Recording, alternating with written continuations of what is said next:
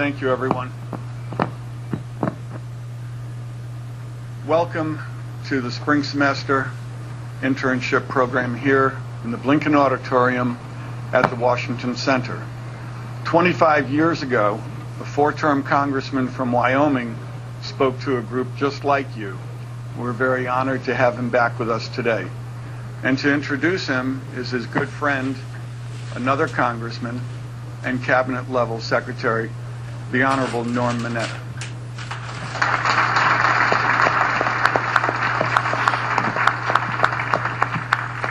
Thank you very much, Mike. It really does give me a great deal of pleasure and honor for me to have this opportunity to introduce the next speaker, the Alan K. Simpson, Norman Y. Mineta Leadership Series event here at the Washington Center for Interns and Academic Seminars. As all of you know, the Washington Center was founded in 1975 and has been in providing transformational experience for over 50,000 students through internships and special academic seminars. Almost 2 years ago, my very, very good friend of 70 years, former Republican Senator Alan K. Simpson of Wyoming, and I, a former Democrat member of Congress, agreed to lend our names to this Leaders Series in order to present to Washington Center students distinguished individuals who have exemplified not only the high honor of public service, but the ability to engage in the statesmanship that this country and the whole world so desperately needs in these very challenging times. This is a forum for intelligent discussion on important issues of the day that transcend party affiliation and encourages bipartisan solutions. Now, I was just completing a stint as the Secretary of Commerce in the Clinton administration when I was asked by President-elect Bush and Vice President-elect Cheney to join their administration in an act of bipartisanship to serve as their Secretary of Transportation. So I know a little about bipartisanship. Now, Vice President Cheney and I had a very special relationship, one that was cemented on that fateful, tragic day of September 11, 2001, during which I gave the first order in American history to ground all aviation in the United States. I was with Vice President Cheney in the PEOC, Presidential Emergency Operations Center, a day that I am sure neither one of us will ever forget. Dick Cheney has served his country with distinction as White House Chief of Staff, a 6-term member of Congress from Wyoming, Secretary of Defense, and then as Vice President. This represents a lifetime of public service, and we are grateful to him for honoring his commitment to speak here after what has been, thankfully, a speedy recovery from his heart transplant surgery. So please welcome Steve Scully from C-SPAN and my very good friend, the former Vice President of the United States of America, Dick Cheney.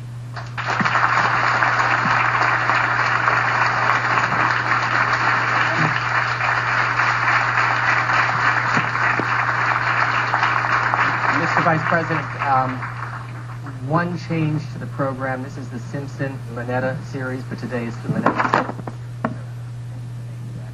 Thank you very much for being with us. It's been a month since your surgery, so the obvious question is, how are you feeling? Well, I'm feeling very well, very fortunate. I'd been through living with coronary artery disease since I was 37 back in 1978. But gradually over time, as is predictable in those cases, I eventually had 5 heart attacks, end-stage heart failure, and so forth. So I got in line for a transplant, and I got that transplant just 4 weeks ago yesterday. And I feel a lot of emotion that goes with that, frankly. One is great gratitude to the individual who donated, the family who donated the heart that I was privileged to receive. The fact that I'm no longer carrying around about 10 pounds of batteries, which is what I operated on for 2 years. I had a heart pump installed on my heart to supplement it, and then I had batteries and a control element and so forth that I wore on a vest 24/7. And I don't have to do that anymore. I'm not wired to the wall or wired to anything else. I'm back to having a strong, healthy heart, and some great docs and nurses who took good care of me. And I feel better in terms of my overall health than I have in a long time. We're going to get questions from the students in just a moment, but walk through a month ago or a month and a day ago when you got the phone call. Who called you? What was your immediate reaction, and what happened next? Well, I'd 2 years ago, roughly 2 years ago, I'd reached the point where I was, as I say, in end-stage heart failure. My heart was still pumping, but it wasn't moving enough blood to serve my vital organs, my liver, my kidneys, and so forth. That's when we went in and installed the LVAD. That was July of 2010. At the same time, I applied to go on the waiting list for an actual transplant. The LVAD is a device that was designed and has been used now for the last few years to use it on people who have a need for a transplant, but one of the problems we have is we don't have enough organs to transplant. This buys you time, so I was able to live with that for about 20 months.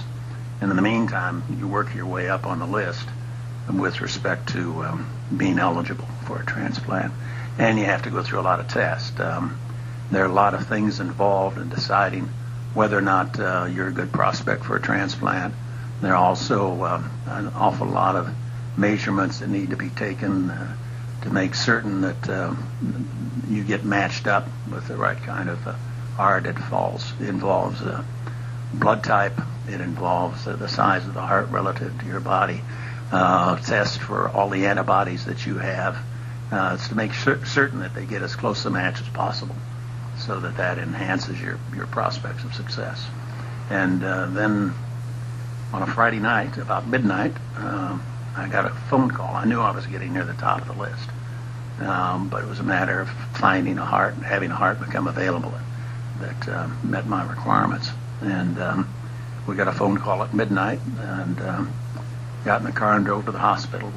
Our home's about 20 minutes from Inova Fairfax, and checked in there. And about 7 o'clock that morning, they began the operation, and it took about 5 or 6 hours altogether. I was up and around within 2 days. They had me off the respirator and out in about 9 days. It went amazingly fast. Part of it was that by then I'd been living with it was an artificial system in effect with the heart pump, but it had restored my vital organs to where they needed to be able to tolerate that kind of surgery. And it's gone very well. I was out in the hospital in about 9 days, and everything's been marvelous ever since. And what has this taught you, or what have you learned about the whole organ donor program? Well, we could talk about that all afternoon.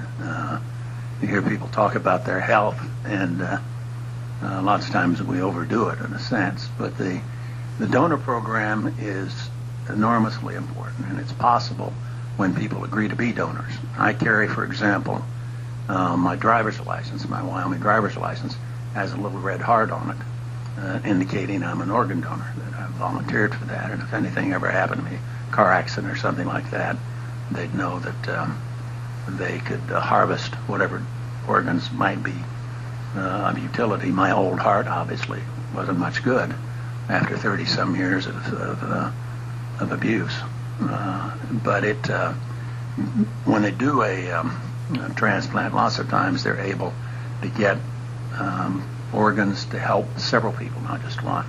So it's not just a heart transplant. It may also be lungs involved for somebody else, or a kidney for somebody else, or a number of different possibilities. There may be 8 or 10 people who benefit when somebody agrees to donate their organs. So one of the things you learn and say that I come away with, it's the kind of gift that's it's unbelievable. What it makes possible. I like to encourage people to participate, obviously, but that's a personal decision for people to make. But we're at a stage where our technology gets better and better all the time, and we don't yet have artificial hearts. We're able to supplement them to some extent, but the ultimate solution for somebody with a coronary artery disease for over 30 years, as I had, is ultimately as a transplant, and that's what I've been very, very fortunate to receive. Let's talk about the book In My Time, and we'll get some students lined up for questions. But in the first half of the book, you outline in great detail how you started out as a graduate student at the University of Wisconsin, never went on to get your PhD, ended up on the White House staff. How did that all come about? Well, I had a somewhat spotty academic career, you might say. I'm sure that hasn't happened to anybody here. But I was recruited to go to Yale when I got out of high school, and then I got kicked out twice. I ended up back in Wyoming building power line and transmission line for some years, and then ultimately decided I needed to get an education, so I went back to school at the University of Wyoming. And I was seriously interested in a young lady that I'd gone to high school with. She was an excellent student. She graduated at the top of our class. She wasn't too sure about where I was headed. But after a year, she agreed to marry me, and we'll celebrate our 47th anniversary this year. She was a strong motivator for me to work hard, to be a good student. I got my BA and my master's at the University of Wyoming back in the 60s, and then went on to Wisconsin, where I was working on a doctorate, and completed all the coursework, won what's called a congressional fellowship. It's in effect an internship that had a stipend with it, and it was a relatively small group, but we were able to pick the member of Congress we wanted to work for. And I came to Washington to stay 12 months in 1968, and I stayed about 40 years. Overran my schedule. But experience I had, brought a group of members of Congress. They'd come through one at a time during the orientation session. And I was very impressed with one young congressman from the North Shore of Chicago, a guy named Don Rumsfeld.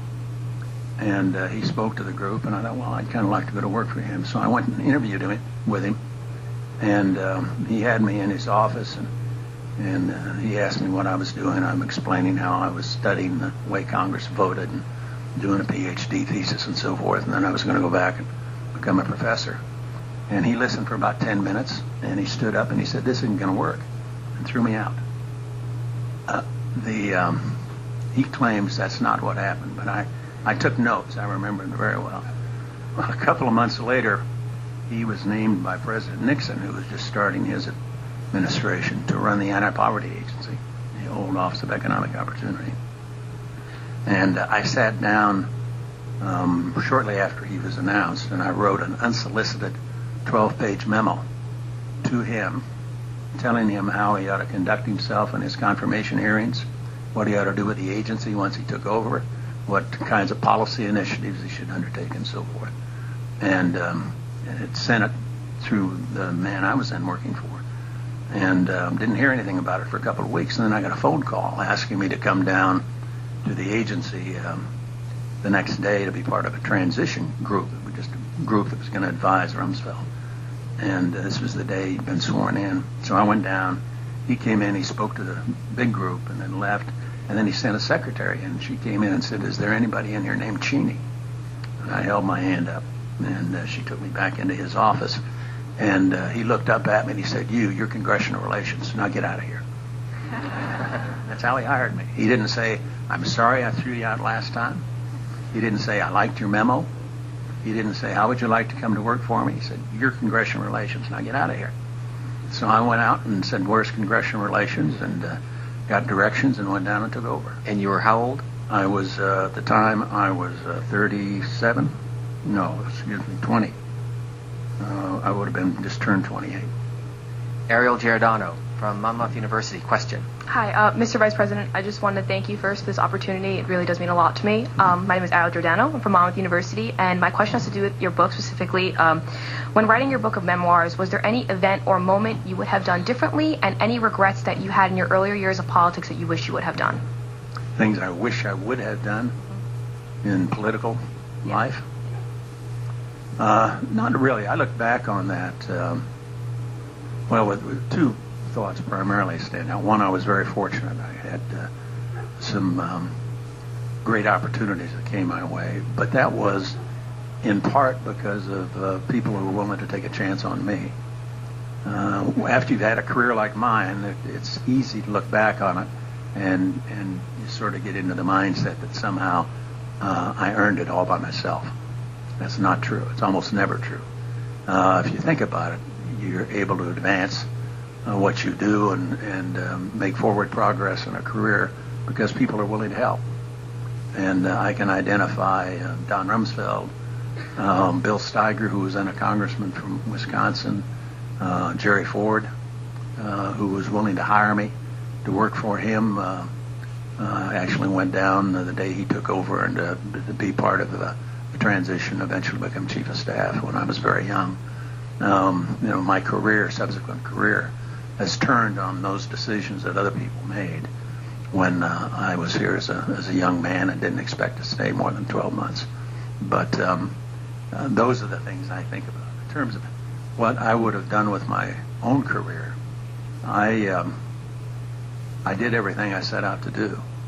And it was obviously varied. Got to do a whole bunch of things. I loved the fact that I was there to work in the Ford administration in the aftermath of Watergate. When I finished with President Ford, I went home to Wyoming because I decided I wanted to run for Congress. And that was the place for me to run from. But everything I'd done here during the Nixon and Ford administrations laid the groundwork ultimately for my campaigns. And fortunately, I won all of those. And then I got to be Secretary of Defense, and then I got to be Vice President. You can't plan it. I mean, there's no place where you can go do a job fair and say, "There, that's the package I want." I was extraordinarily fortunate, and it's been, from my standpoint, it's been a wonderful career. I've loved every minute of it, and I'm only sorry I'm not young enough to go back and do it all over again. Thank you very much. I appreciate it. Let me ask you about the Ford years. You were not part of the Ford administration when he pardoned Richard Nixon, but in the book you said that the impact of that pardon would have been lessened if more thought had been given to how the pardon was announced.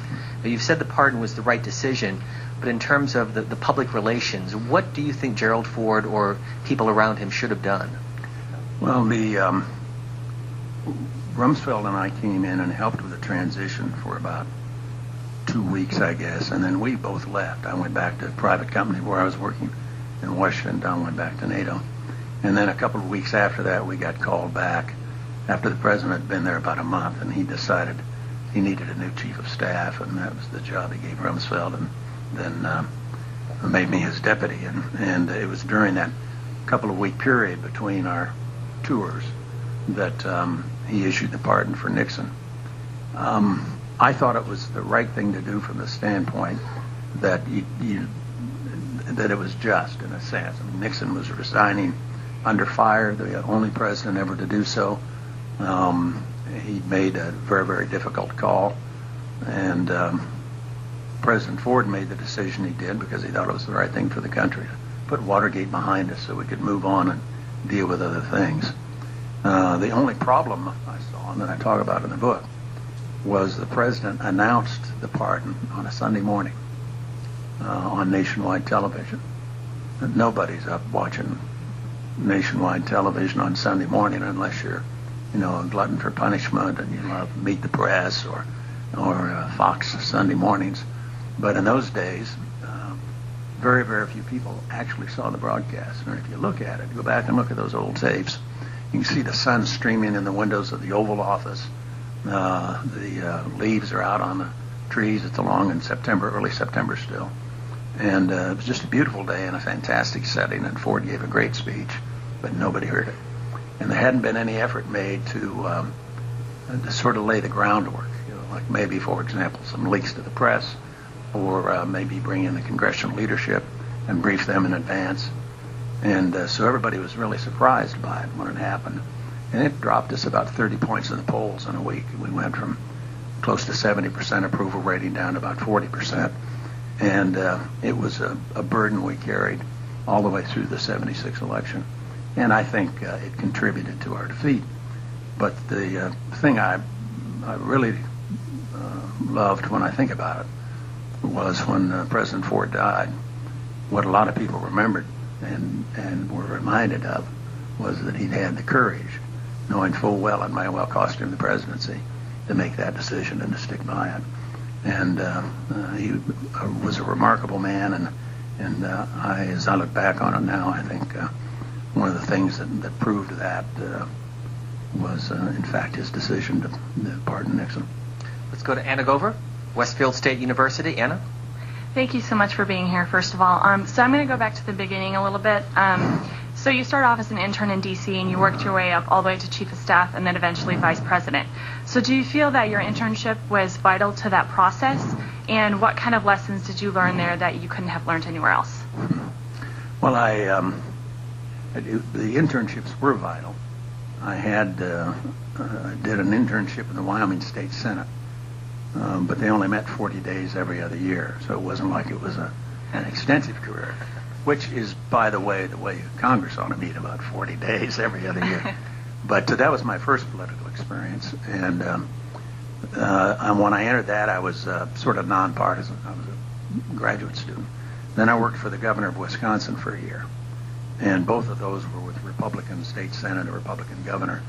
And out of that, then I got the summons, if you will, the opportunity to go to Washington as a congressional fellow, which was a year-long proposition, and also paid. It was I had to feed my family. The predominant impact those experiences had, I really thought I wanted to be a political science professor. I'd worked hard at that, and I'd done everything except the dissertation for a PhD. And Wisconsin's a great school, very strong department. What I found after I'd been back here for a while and based in part on those early experiences was I decided I was much more interested in doing it than I was teaching about it. And so when it came time for me after we lost the 76 election, and I had to go find something to do. What I really wanted to do was to go run for Congress, put my name on the ballot. And I was impressed and felt very strongly that if somebody like Jerry Ford, Don Rumsfeld, Bill Steiger could serve in Congress, that was honest work. These were great guys who'd given me tremendous opportunities. So it was those experiences that led to the change in my basic life, and I never did finish the dissertation. I never did get my PhD. I never did go back and teach. There are probably some political adversaries in Wyoming who wished I had instead of running for Congress, but I got caught up in the political wars, and I loved it. It was fascinating. It was interesting. It was something that fundamentally changed my life. That's how I met Norm Mitt. I was serving in the House of Representatives back in the 80s. All right, thank you. There is a juxtaposition in the book which is, I guess, emblematic of the American political process. You began the morning of January 20th, 1977, in the White House. And by mid-afternoon, you and your family were having lunch at a McDonald's at Andrews Air Force Base. Right. Take that metaphor and what that tells you about politics in America. Well, it was it was a unique kind of experience to go through. I didn't know at the time that I was ever going to get a chance to go back to the White House or back to senior levels of government. We'd lost the election in '76. Jimmy Carter was taking over. We'd run the transition. And on January 20th, I rode up to Capitol Hill on the president's motorcade. And we swore in President Carter and then got on a presidential helicopter and flew over the city a couple of times and out to Andrews Air Force Base. The president got off the helicopter and walked over and got on Air Force One. And it was the first time, and most of the time I'd been working for him, first time he got on Air Force One all by himself without me. And that was a bit disconcerting. And as his plane took off, a guy in a trench coat came out and had a big aluminum suitcase that he laid open on the ground in front of us. I was there with my staff, our advance man, and military assistants, so forth, the guys that had worked for me in my capacity as chief of staff. And he said, "Okay, gentlemen, I need your radios." And everybody had radios, where they had to take out the earpieces and strip it off their belt, throw it in that aluminum suitcase. And then he closed it up and walked off and said, "It's been great working with you guys." And that was it. We were out of work. My family was there, and so we stopped at the McDonald's across the street from Andrews Air Force Base and had a leisurely lunch, Big Macs. It was a interesting time, in part because at that moment I was out of work. I had 2 young kids, and Lynn, my wife, was finishing up her PhD. She got hers. So she finished and you didn't? She finished and I didn't. And we had to decide what we were going to do, and that's when I ended up making the basic decision that I wanted to go back home to Wyoming. If I was going to run for office, that was the place to do it. That was home. And so that spring, as soon as school was out, we loaded up a U-Haul truck and hauled home to Wyoming. And that fall, just a few months later, the incumbent congressman announced his retirement. Surprised everybody. Everybody thought he was going to run for re-election, and he didn't. And that was my opening, so I jumped in and won a tough 3-way primary and then won the general election. And so in less than 2 years after I left, I was back here as the freshman congressman from Wyoming. Real quickly, there's a story that you tell when you were running for re-election and one of your constituents didn't know who you were. Well, that happened on more than one occasion. I'm trying to remember which. When they said that you were running for re-election and. Well, my favorite story was had to do with the fellow down in Torrington, the house painter. This was a guy, one of these guys who runs all the time anyway, and never wins anything, but he always files. He actually ran his dog one year. That was an insult, by the way, when he ran the dog. But I ran into him. I'm trying to remember the exact flow of events now, but we were at a big barbecue. Came along late in the campaign down in Torrington, Wyoming, down along the Nebraska border. All the farm groups were out that day.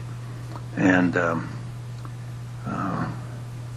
I had a guy come up to me at the barbecue, as I recall, and I was introduced as a Dick Cheney candidate for Congress. And he asked me, he said, "Son, are you a Democrat?" I said, "No, sir." He said, "Are you a lawyer?" I said, "Nope." He said, "I'll vote for you." That's all he wanted to know, was I wasn't a Democrat and I wasn't a lawyer. No offense, Norm.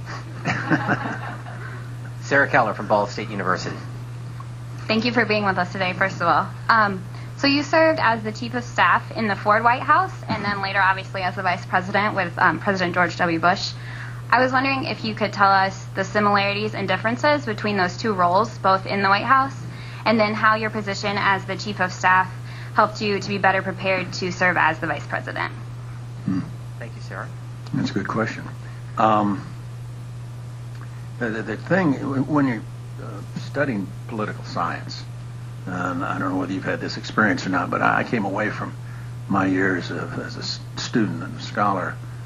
We were always looking for similarities across administrations, trying to identify institutional factors that you could look and see that in each Congress or each presidency they had in common.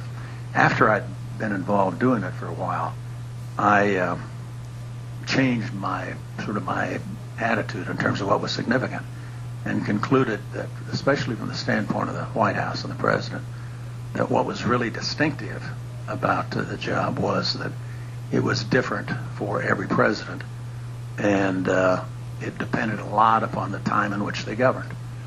And you usually couldn't forecast what it was they were going to have to deal with.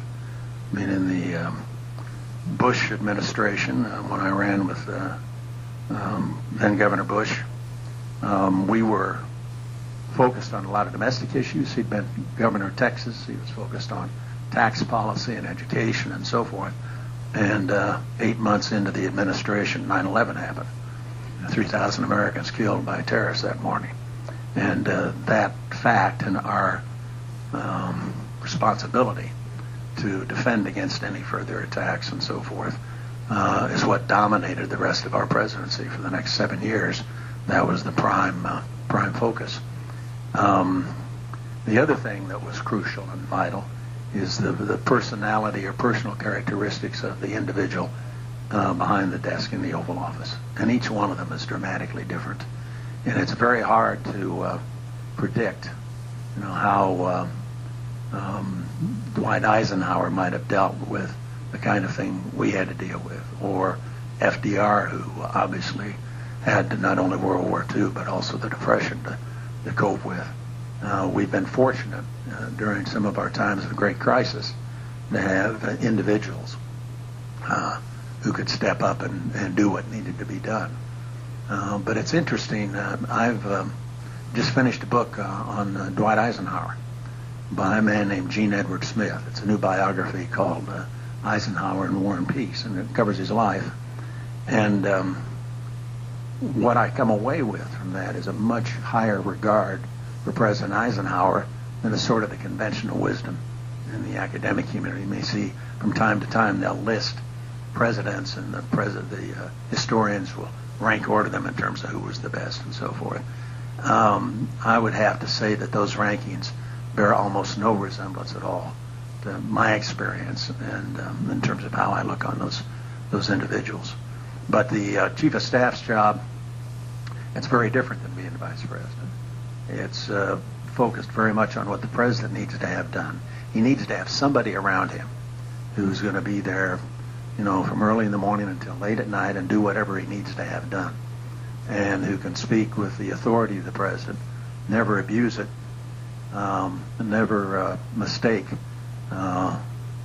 his own position as Chief of Staff for what the President's doing. You've only got one President. He's the guy who runs for office. He puts his name on the ballot. You're totally expendable as Chief of Staff. And it's very, very important that you function, I think, in a way that emphasizes the staff part of that title. We, from time to time, have had chiefs of staff who didn't do that. They spent a lot of time in front of the television camera. They sought the ability to be sort of a major public player, or to voice their views on various issues, or sometimes even try to sort of manage the process to get the policy outcome they want. That's not why you're there. You're there to serve the President.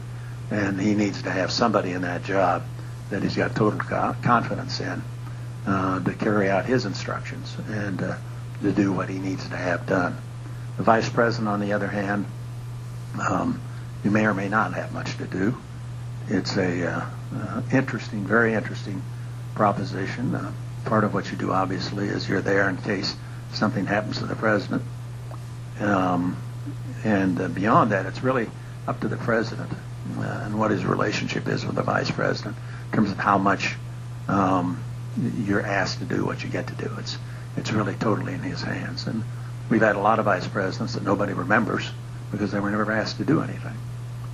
In my situation, first time I was offered a chance to be on the list, to be considered for the job, I said no. I had a good private sector job. I had 25 years in politics, and I didn't want to come back to Washington. Eventually, he persuaded me that I was the guy that he needed in that post.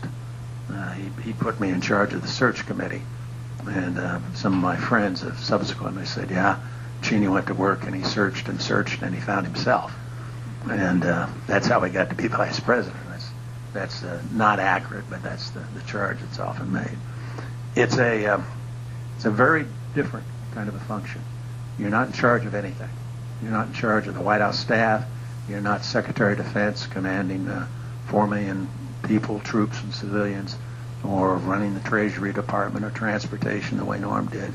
There's just a huge difference between cabinet members and vice presidents on the one hand and the staff on the other. I love both jobs. They were absolutely fascinating, but they were very, very different. So what works? Why did it not work for Richard Nixon or Nelson Rockefeller? They didn't like the job of vice president, nor did Lyndon Johnson, and yet you enjoyed it. Al Gore said that he had a lot of responsibility. So in the dynamics of the relationship, what works and what doesn't? Well, the norm has been, if you go back over, when I guess I was the 46th vice president, and you look at what the typical pattern has been, my guess is that you may have somebody here who's a really diligent student who can name all our vice presidents, but I couldn't. And oftentimes it's been described various ways by other politicians and or the vice presidents themselves. Some of them weren't even allowed to go to cabinet meetings. Eisenhower and Nixon had a somewhat strained relationship. They didn't really know each other before Nixon was picked to be vice president, and it never was a close relationship. A lot of that, I think, had to do with Nixon's own background. He'd been the Supreme Allied Commander in Europe throughout World War II. He ran a military-style operation, and there really isn't any place in that for a, quote, vice president. You can have a deputy commander. You can have a chief of staff who runs things on behalf of the Supreme Allied Commander, but his whole style of operation was very much to delegate a lot of authority down, especially to the cabinet. He didn't delegate much of anything to the vice president, and then he'd focus on the big issues himself. In other cases where I was involved, President Bush he'd spent a lot of time thinking about it. And when he asked me to help him find somebody after I'd said no the first time around, I had the opportunity over several months to hear him talk about what kind of individual he was looking for. And what he really wanted was somebody who could be a part of the team and heavily involved in policy making. And that's in effect what he offered me. What he said to me after we finished the search and we'd reviewed all the candidates, he turned to me and he said, Dick, he said, you're the solution to my problem. And at that point, he basically put the arm on me and a few days later made the decision to sign me on. But it worked well in our case. I got to do an awful lot. Part of it was because I happened to have a set of experiences as Secretary of Defense and on the Intelligence Committee in the Congress and so forth that was very relevant after 9/11. And so I was a valuable commodity in that sense. And he'd asked me to spend a lot of time on those kinds of issues. But I became persuaded that, in fact, what he wanted, he wasn't worried about a big state. Wyoming is the smallest state in terms of population. We've only got 3 electoral votes. Of course, it turned out in the election of 2000, those 3 electoral votes were the difference between victory and defeat. But that wasn't ordinarily the case. I didn't have any special appeal in terms of ethnicity or gender or a lot of reasons people talk about hiring vice presidents. But he decided that he wanted me, primarily because of my past experience, and I would guess also he probably consulted with his father, whom I'd worked for in Secretary of Defense back in the early 90s when he was president. So I think all of those things came together. And just to go back quickly, the Chief of Staff, and you make it a point in your book, your code name was Backseat. Right. It was. But that was a reflection. I took it as a point of honor. The Secret Service had given me that. And we had a dinner for me. My staff did when I left, just before we turned things over to the Carters. And they gave me, as a token of affection, the back seat out of an old beat-up junker of a car. I mean, it had rats living in it. It was really a bad piece of equipment, and they presented it to me that night to commemorate my code name, Secret Service code name. But it was in keeping, in the sense that I believe in keeping your head down, doing everything you could for the president, and try to stay out of the line of fire. Don't become a target, if you will, for the press and for other politicians. Jeremy Hunt. Mr. Cheney, thank you very much for taking time out of your schedule to speak with us today. And I just wanted to know, have you ever felt like there were times as a leader where you stood alone on an important issue? And if so, how did you handle that issue or the situation? Well, there were times when I guess I felt outnumbered. That's easy to do sometimes when you're a Republican in a House that's run by the Democrats, for example. But I had the attitude, I suppose I'm trying to think about some of the controversies we were involved in. Some of the strongest controversy surrounded some of our post 9/11 policies. We had to do a couple of things that I felt were very important.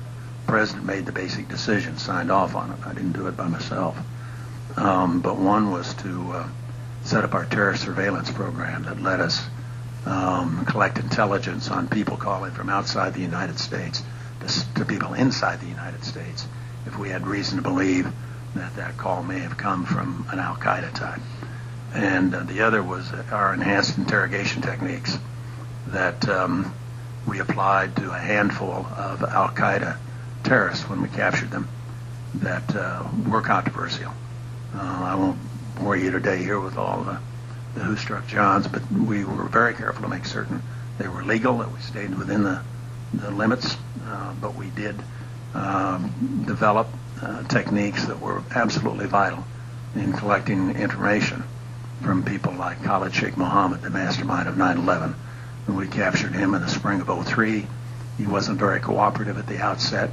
After he'd been involved with the enhanced interrogation techniques, i.e. waterboarding, he decided that he wanted to cooperate, and was a wealth of invaluable information for us in terms of our putting together our program to defend the nation against al-Qaeda. Leon Panetta, when he was CIA director at the time they got Osama bin Laden, said that he believed that their ability to get bin Laden had been influenced in part by a lot of the intelligence we collected through that means before, and that gradually led to the location of bin Laden when President Obama and the SEALs took him out. Thank you. Let's go to Zachary Nitschke, who is next from Tennessee. Yeah, Mr. Vice President, thank you for joining us at the Washington Center today. My name is Zachary Nitschke. I'm from Tennessee Tech University. And I'd just like to know, what attribute do you have as an older professional that you wished you'd have, whenever you were a younger professional in Washington? Well, I'd almost state it the other way in terms of what, now that I'm an older professional. Thank you for... Experienced. How's that? Experienced. Yeah. No, one of the most valuable experiences that I learned over time that I did not have when I started was I thought when I started that the quality of my contribution was directly related to how many hours a day I put into my desk. And the longer I stayed and the harder I worked, the more I was contributing. That was sort of my mindset. That wasn't true. What I didn't understand until later was there was such a thing as quality.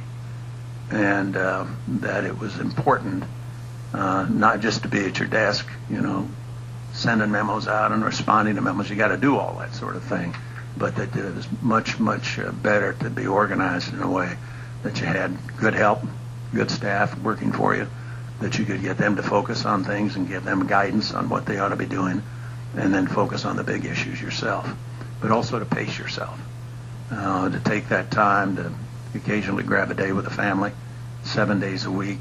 Sometimes it's necessary in the midst of a crisis, but as a steady diet, it'll wear you down. I also had made the mistake of smoking 2 or 3 packs a day when I was younger. The last one I had was when they wheeled me into the emergency room with my first heart attack. But that came only about 2 years after I left the White House.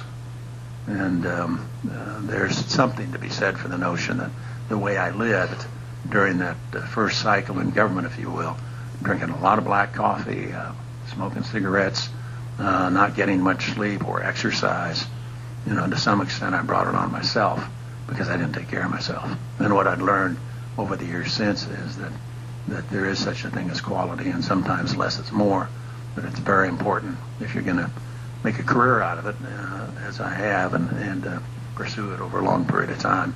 You really need to develop that capacity to know what's important and what's less important, and to be able to focus on the big things and don't sweat the small stuff. Great, thank you.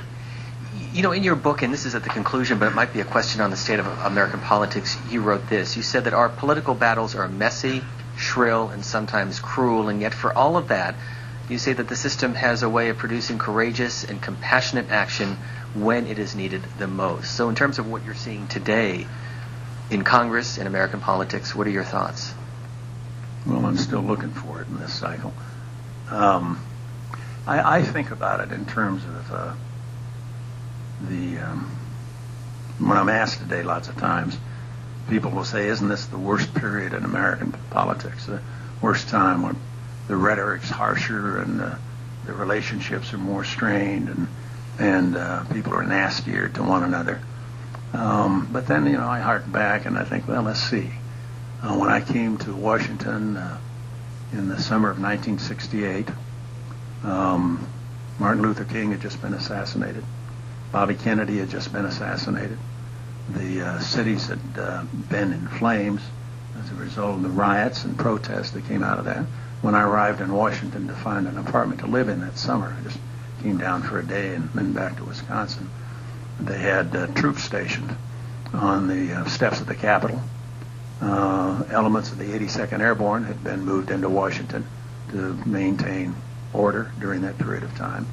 12 people have been killed in rioting here that summer. And, that was a difficult time. We went through a civil war, the bloodiest conflict in our history, over 600,000 dead. And it was, oftentimes we look at it and a time like now and say, gee, it's really gotten not bad and nasty out there. They don't remember the struggle we had, for example, in slavery and to build freedom and democracy as we know it today. So some of those struggles have been very, very tough and very difficult. And what we go through today, we've got a lot of people talking as though this is the worst of all times, but it's not. We've got a media operation now that tends to dramatize events, partly because that improves ratings. I'm not saying that negatively. It's just the way the technical process works. But if you look at our history as a nation and as a people, we've come through some very difficult times. We've survived, we've prospered, we've gotten a lot more right than wrong. And I think back on those times and I feel pretty good about things. And I think we'll get through this too. This is difficult. I won't deny it. We're not making much progress. Obviously, I'm a Republican and I don't agree with the administration. But we're about to have an election. And it'll be a good, tough, hard-fought election, and that's as it should be. And we all get a chance to participate. And that's pretty rare. That doesn't happen very many places in the world. Our last student question from Corey Ragland of Ball State. Yes, say our great moderator has addressed the question that I initially had, but I am curious. As interns, we're not always going to agree with the stances that our supervisors have once we go into the workforce. Since leaving the White House, you have been more outspoken and supportive of gay rights, but were more silent while in Washington. Was it a difficult decision for you to be more silent while you had a podium in Washington? And what advice would you give us for the inevitable conflict that we will face in our careers? Well, I didn't feel like I was silent about it. One of my daughters is gay. We've lived with that as a family, and we crossed that bridge a long time ago. And I remember in my first vice presidential debate in 2000 against Joe Lieberman, I made a strong statement about how freedom means freedom for everybody, and that people ought to be able to make a choice of their own. And so it's not been, from my standpoint, something that I spend a lot of time worrying about. I think there has been a significant, I guess, process of enlightenment over the course of the last several years. Things have changed a lot since I first came to Washington. I think it's important, obviously, if you feel strongly about an issue, that you jump in with both feet if you want and get actively and aggressively involved in it. That's a different proposition than if you want to be public about it while you're working for somebody else. I mean, you've got to reach some kind of an accommodation or understanding on their part. Now, one of the things you learn as a staff person, you get to express your point of view to your boss, whoever that may be. Occasionally, you may fundamentally differ, and if the differences are big enough, you've got to leave. He's the boss, and you can go find someplace else to work. On the issue of gay rights, when I worked for President Bush, he felt strongly about and supported the effort to amend the Constitution to define marriage. I didn't agree with that, and he and I talked about it on more than one occasion, and he expressed his views, I expressed mine. So it depends in part upon that relationship, but there are various ways to participate in the process. If you're going to be a staff member for a president, he's the boss, he got elected, you didn't. And you've got to remember that in terms of how you participate and whether or not you support his policies. And as I say, if the differences are big enough, then you probably ought to move on and find another line of work. But you may also want to participate in the process as an advocate. You may want to spend full time worried about your particular issue, whether it's gay rights or environmental issues or the Tea Party organization. I mean, there are a great many ways to be a part of the process. You don't have to run for office. You don't have to only serve as a senior staff person of the President of the United States. Some of you will probably have that chance eventually. But there's also that basic fundamental fact that when you're working for an elected official, he's the one or she who put their name on the ballot and went out and worked hard, voter by voter, and got themselves elected. And your first obligation is to them, unless it's an issue you feel so strongly about that you can't accept that, and then you need to go find somebody else to work for. Okay. Corey, thanks for that question. Let me conclude on one final point, because you have looked at this from a number of different vantage points, and now Mitt Romney is going through the process of selecting a running mate. What advice would you give him and his team as they go through this process? Well, I've been involved in a couple of vice presidential searches, some more successful than others. The thing that I think it's important to remember is that the decision you make as a presidential candidate on who your running mate is going to be is the first presidential level decision that the public sees you make. It's the first time you're making a decision that you're going to have to live with. It gives the public a chance to watch you operate and see what you think is important, what kind of individual you choose to serve as your running mate, what are the criteria. And I think the single most important criteria has to be the capacity to be president. That's why you pick them. And lots of times in the past, that has not been the foremost criteria. It really varies administration to administration. As you watch the talking heads out there now, they're talking about, well, gee, you better get a woman, or you better get a Hispanic, or you better pick somebody from a big state. Those are all interesting things to speculate about, but it's pretty rare that the election ever turns on those kinds of issues. It's much more likely to turn on the kind of situation where they'll judge the quality of your decision-making process based on whether or not this individual is up to the task of taking over and serving as President of the United States should something happen to the President. And that's why you're there. That, aside from serving as President of the Senate, is your only constitutional responsibility. Do you have another book in you? Not yet. I'm thinking about it. But this was we could have written 5 or 6 of these, but we tried to keep it at a reasonable length, so we brought it in at about 600 pages, which is what the publisher wanted. So it's a good book. I recommend you read it. Mr. Vice President, on behalf of the Washington Center, thank you very much for being with us. We appreciate your time. No, thank you.